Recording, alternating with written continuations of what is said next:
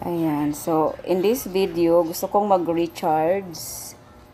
Kasi gusto kong magrenta ng isa pang generator. Ayan. Click lang my account. Ayan, meron akong 1344. So, gusto kong gawing 2,000 kasi mag-rent ako ng isang generator na worth 2,000. So, mag-recharge. Ayan, pindutin mo lang tong recharge. Oh. Maglagay ako ng amount. I-type ko na lang. 700. Ayan. Tapos, GCash. GCash yung method of recharge method. Recharge now. Ganyan. So, type ko lang yung GCash ko.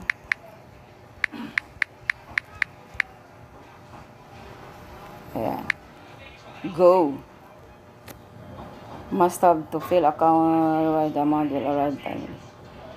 Must have to fill the account your payment. Otherwise, the amount will not arrive time. Charge 437. Ayan, tama naman yan. Ayan, next.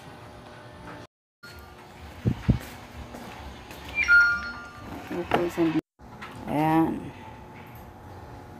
My account. O, diba? 2,000. 044. So, balik tayo sa pinaka-menu. Dito tayo maghahanap ng pagrentahan ng 2,000. Kasi itong nandito, itong 1,000 na is a 5th anniversary, nakuha ko na to. Itong 1,000, yung 1,350, ayan. Itong 500, nakuha ko na rin to. At saka itong tag 1,000. Bali, 4 na yung generator ko ngayon. So, dagdagan ko siya ng isa pang generator na worth 2,000. Ayan, click for details. Ito, 2,000. Itong New Wind Farm 2. O, click for details. Ayan, maghanap ako dito. Itong pinakauna, 90 days. So, makukuha mo yung renta mo, yung income mo in 90 days, which per day mo naman is 13.4. Yan yung makukuha mo every day. So, may 30 days, may 15 days. O, dito tayo sa itong New Wind Power 2 1 day. Only nga lang, mas maliit siya. 10.67 per day. O, diba? Itong 2,000. Itong pinakababa, ha? 10.67 per day.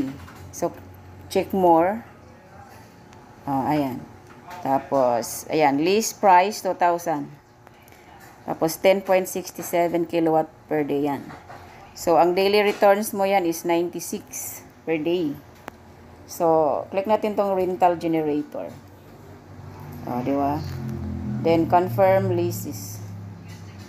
Yan, rental successful. So, yun na yun. So, nadagdagan na yung generator ko. Pang-5 na to, pang-5.